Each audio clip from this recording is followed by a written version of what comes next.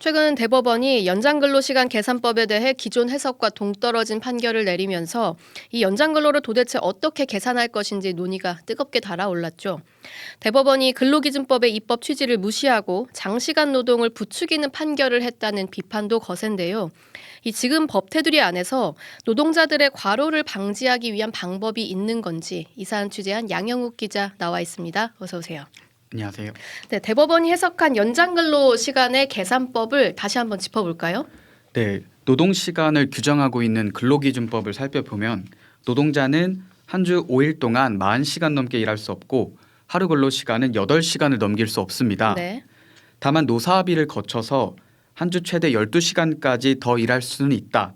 이렇게 40시간 더하기 12시간으로 흔히 말하는 주 52시간제인 거죠. 예. 그런데 대법원은 노동자가 일주일간 일한 시간을 모두 더한 다음 법정 근로 시간 40시간을 뺀 값으로 연장 근로 시간을 계산하라고 해석했습니다. 네. 예를 들어 제가 일주일 동안 48시간을 일했다면 하루에 얼마나 몰아서 일했든 상관없이 연장 근로 시간은 8시간이니까 법적으로 문제가 없다는 겁니다. 근데 이게 지금 기존 해석과 다르다는 거잖아요. 네. 그러면 기존의 법원이나 정부에서는 연장근로 계산을 어떻게 해왔죠? 지금까지 정부는 하루에 8시간을 넘겨서 일하면 연장 근로를 했다고 보고 일주일 동안 추가로 일한 시간들을 더해서 계산했습니다. 네. 제가 월요일에 10시간을 수요일에 10시간을 일했다면 연장 근로 시간은 각각 2시간씩 총 4시간인 겁니다. 그게 그거 아니냐 싶으실 좀 텐데요. 헷갈리실 수 있어요. 네. 하루 단위로 계산하면 예를 들어서요. 단 하루라도 임의로 밤샘 근무를 시킨 경우에 근로기준법을 어겼다고 보고 사업주를 처벌할 수 있었습니다. 일주일 동안 40시간에서 초과 근무를 하지 않았더라도. 네, 맞습니다. 하지만 주 단위로 연장 근로 시간을 계산하면 하루에 얼마나 일하든 일주일의 총량만 맞추면 되니까 주 52시간제 안에서 이틀 연속으로 밤샘 근무까지 허용됩니다. 그렇군요. 그러니까 주 52시간제가 처음 도입됐을 때도 논란이 참 많았던 게, 그러니까 온갖 막 복잡한 유연근무제를 어떻게 도입해서 이걸 맞출 것이냐 이랬는데, 근데 지금 대법원의 판결대로라면 당장 사업주가 그런 복잡한 유연근무제 하루에 8시간 초과하냐 마냐를 뭐 고민할 필요 없이 그냥 바로 밤샘 근무를 시킬 수 있다는 거잖아요. 네, 이론상 가능합니다. 대법원 계산법대로면 노동자는 하루 최대 21시간 30분까지 일할 수 있습니다. 21시간 30분이요? 네, 현행법상 이제 24시간 일을 할 때 휴게 시간을 2시간 30분씩 부여하게 했거든요. 네네. 이렇게 월요일과 화요일 이틀 연속으로 날밤을 세워서 일하면 총 근로 시간은 43시간이니까 남은 요일 동안 이제 9시간 이내로만 일하면 된다는 겁니다. 근데 원래 52시간을 도입했던 취지가 노동자들의 건강권 때문이었잖아요. 이런 과로 모드. 근데 법원이 오히려 이렇게 좀 유연하게 해석하는 판결을 하면서 이 노동자들의 건강권이 큰 걱정인데, 그러면 현행법에서는 지금 이른바 그런 크런치 모드라고 하죠. 밤샘 근무를 하는, 이거 마감 앞두고 장시간 노동하는 이런 관행을 막을 방법이 현행법에서는 없나요? 네, 결론부터 말씀드리자면 현행법에는 안전장치가 없습니다. 네. 그동안 정말 긴급히 장기간 노동이 불가피한 경우에 대비해 탄력적 근로시간 제도나 선택적 근로시간제와 같은 제도적 장치를 뒀는데요.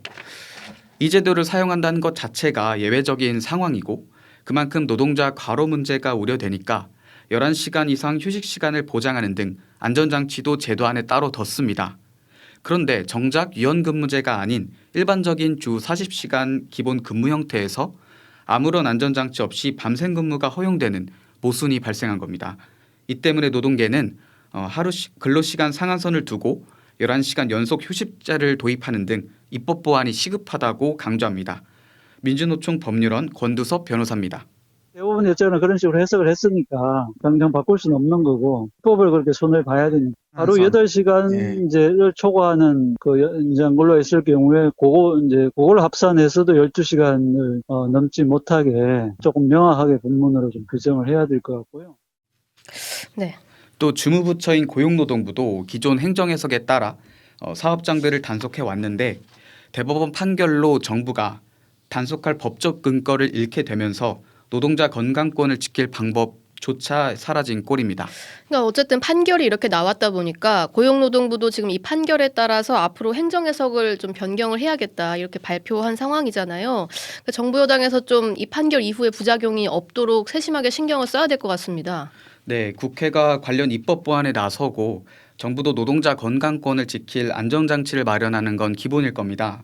더 나아가 대법원에서 이러한 판결이 나오게 된 배경, 즉 우리의 노동시간에 대한 사회 논의가 문제가 없었는지 살펴볼 때란 지적도 나옵니다.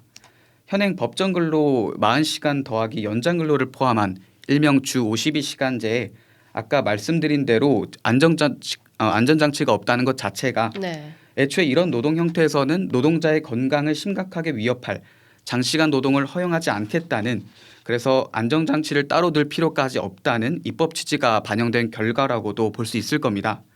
그런데도 이런 장시간 노동을 허용한 판결이 내려진 건 애초 오늘날 우리 사회가 연장근로라는 초과 노동을 너무 당연하게 받아들였기 때문은 아닌가라는 지적입니다. 샛별 노무사 사무소 하은성 노무사 얘기 들어보시겠습니다.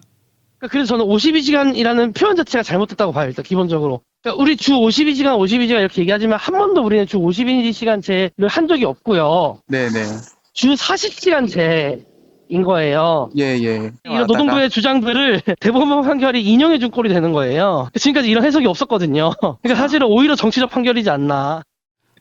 지금과 같은 저출산 시대에 개인과 가정의 행복을 희생하고 업무 효율도 떨어지는 장시간 노동을 부추기는 우리 사회 분위기를 이제는 정말 바꿔야 하지 않나 싶습니다. 네, 여기까지 양영욱 기자 잘 들었습니다.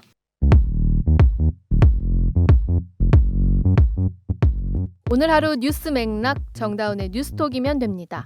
유튜브 노컷 채널 알림 설정하시면 매일 오후 5시 30분 실시간 참여하실 수 있습니다.